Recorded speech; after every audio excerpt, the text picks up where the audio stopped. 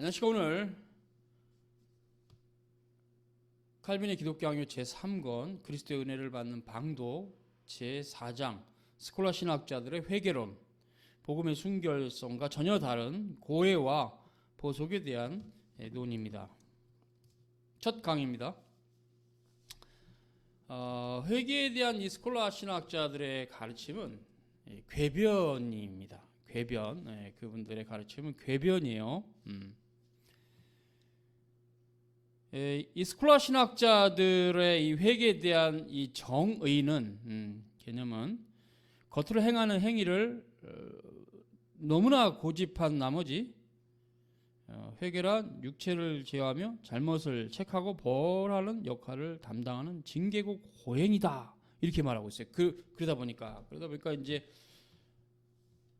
육체를 제어하는 거죠. 그러니까 고행이죠. 그게 육체를 제어하니까 뭐 먹을 걸 안 먹는다든가 뭐 그렇게 하겠죠. 육체를 제어하니까 뭘 한다니까 책찍이 맞을 수도 있겠죠. 본인이 회개를 해야 될 사람이 이렇게 회개란 육체를 제어하며 잘못을 체크하고 벌하는 역할을 담당하는 징계고 고행이다, 이렇게 스콜라 신학자들은 궤변을 들어놓고 있어요. 그래서 칼빈은 지적합니다. 내적인 마음의 새로워짐과 삶의 진정한 변화에 대해서 그들은 놀랄 만큼 침묵을 지킨다.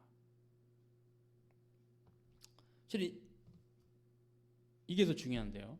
회개가 이게 의미가 있는 건데, 회개를 통해서 내적인 마음의 변화가 있고, 그렇죠, 삶이 새로워지는 거죠.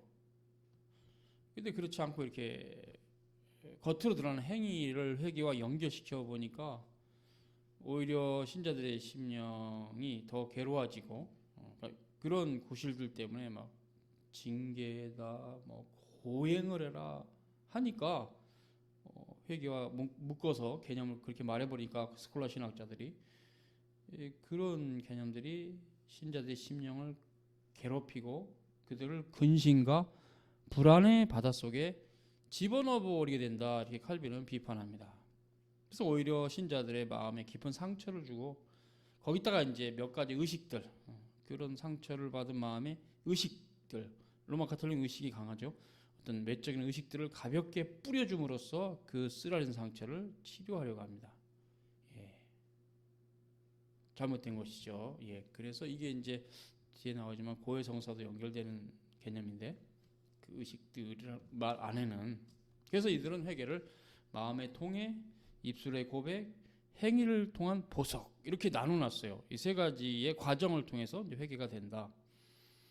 뭐 마음의 통해야 이해가 되지만 입술의 고백까지 이해가 되는데, 이제 행위를 통한 보석으로 가게 되면 이제 회개가 좀 이상하게 가는 거죠. 이제 원래 행위를 통한 이 보석이 바로 고해성사입니다. 고해성사인데,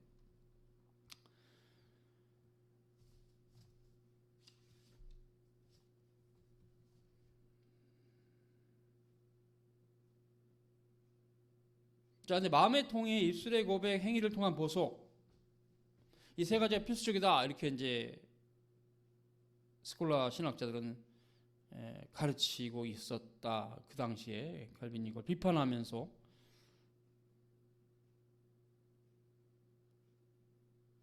제3이 만일 그들이 붙여놓은 그런 조건들에 달려 있다면 우리로서는 그보다 더 비참하고 비통한 일이 없을 것이다. 그들은 통해를 제3을 받기 위한 첫걸음으로 제시하면서 합당한 통해, 곧 의롭고 충만한 통해야 한다고 주장합니다. 그러니까 의롭고 충만한 통해가 뭐냐, 이게 이제 문제가 되죠. 의롭고 충만한 통해.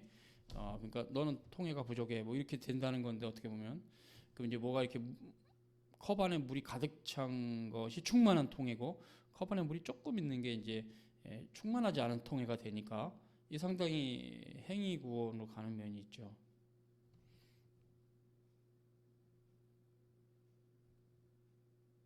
그런 데다가 그 신자들이 그럼 어느 정도가 충만한 통해입니까에 명쾌한 해결을 주지 않고 있다. 스콜라 신학자들이 그렇게 이제 칼빈을 비판하고 있어요.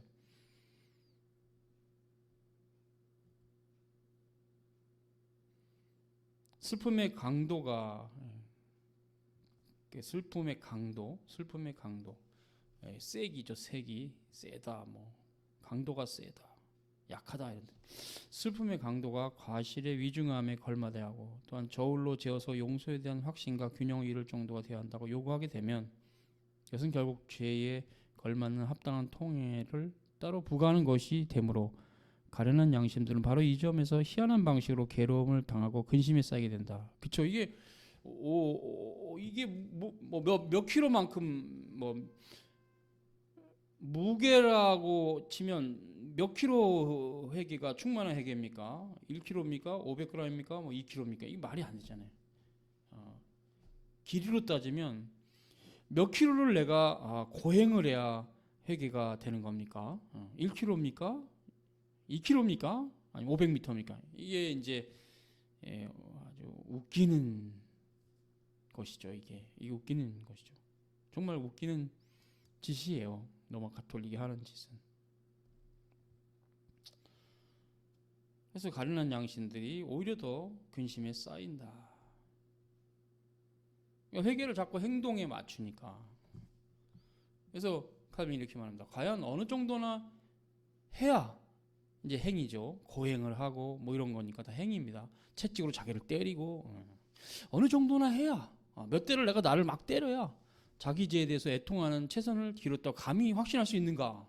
참 정말 개그 콘서트 같은 회개의 교리네요. 스콜라 신학자들의 교리가. 아무리 오랫동안 양심이 자기와 씨름하고 오랫동안 애를 써도 여전히 편안히 쉴 수 없는 피난처를 찾지 못하기는 마찬가지인 것이 되지 않겠는가? 맞죠?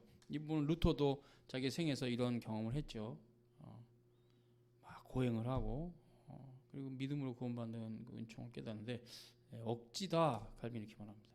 억지다. 이거 억지죠. 슬픔을 자아내며 눈물을 짜내어 합당한 통해를 이루게 애를 쓰는 거다. 그러니까 통해가 인간의 노력으로 된다는 거죠. 고행을 한 1km 해야 된다. 그런 식이죠. 말하자면. 그럼 채찍으로 자기를 때리면서 1km를 걸어간다. 그런 식이 될지 하여튼 참 우스운 꼴이죠. 이게. 칼빈은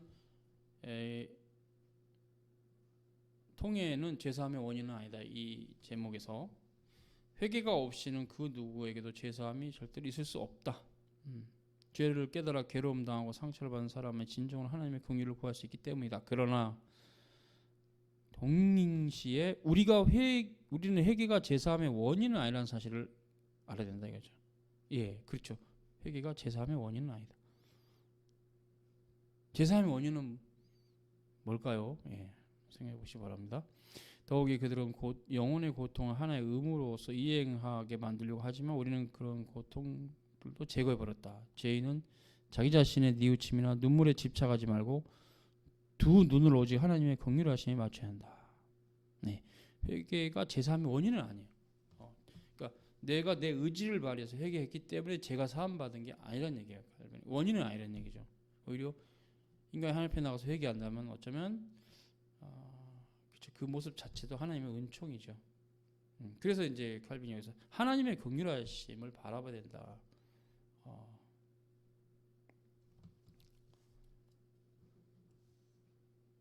의롭고 충만한 통해를 통해서 자격을 갖추면 제사함 받는 것이다. 이런 식은 곤란하다. 칼빈은 말합니다. 그러면 어디서 과연 평안과 안식과 자유를 구해야 할지 모르게 된다.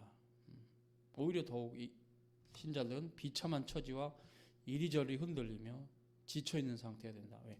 고행을 통해야 이게 죄가 사함받는다 그러니 이게 문제가 심한 거죠. 권징이나 형벌이나 고행도 있어요. 그러면 이게 심각하죠. 그래서 아까 방금 나온 대로 고행도 있죠.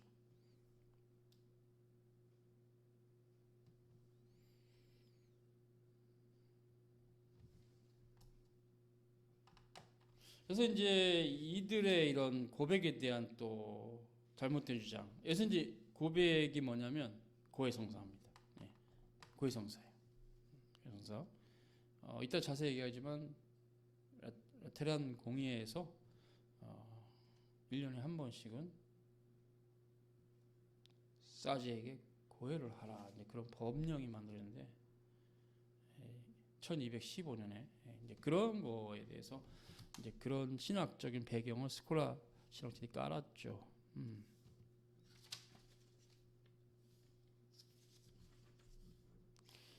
그래서 이제 칼빈은 7절에 이렇게 말한다. 고백의 그 법 고해성사입니다. 후대에 제정됐다. 교황 이노켄티우스 3세 재위 기간인데요. 그때 이제 제4차 라테란 공의입니다. 1615년 그 법령 제21조에 자기 죄를 최소한 1년에 한 번 이상 사제에게 고백하라. 이게 이제 교회 법이에요. 그러니까 그 이런 행위가 교회 법이니 안 할 수 없죠. 법이니까 신자들은. 그러니까 이게 심각하죠. 그 이전에 이 법이 없었다. 그러면서 이제 칼빈이 있었던 16세기 관점에서는 1215년은 겨우 300년도 안 됐다. 칼빈이 이렇게 말하고 있어요. 그렇죠. 칼빈 시대에서 보기에는 연대를 내가 문제 삼지 않더라도 그 포고령의 내용의 조잡함은 참 심각하다. 이거 신빙성이 없다. 성경적이지 않다는 얘기죠. 라테란 공회는 신자들에게 1년에 한 차례씩 사제들 앞에 자기 지금 모든 죄를 고백하라고 명령했는데 이건 참 익살맞다 이렇게 볼 수 있죠. 개그 콘서트 같은 이 짓을 계속 한다는 게 참 심각해요. 죄를 고백하라고 강요하는 이 법은 그리스도께서 제정하신 것이 아니다. 사도들도 마찬가지죠. 이건 말이 안 돼요.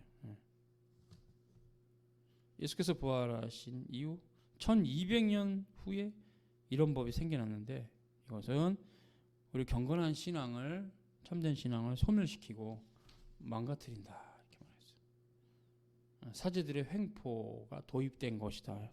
사제들의 횡포다 이거는 그렇게 말했어요.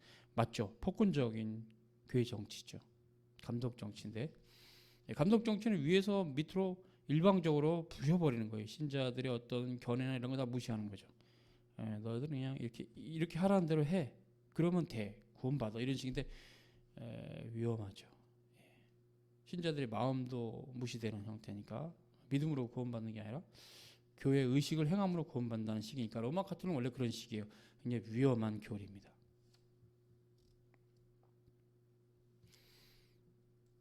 그래서 요 고해를 받는 사제를 고해 사제 이렇게 페니텐티아리우스라고 이렇게 라틴어로 되어 있죠. 고해 받는 사제.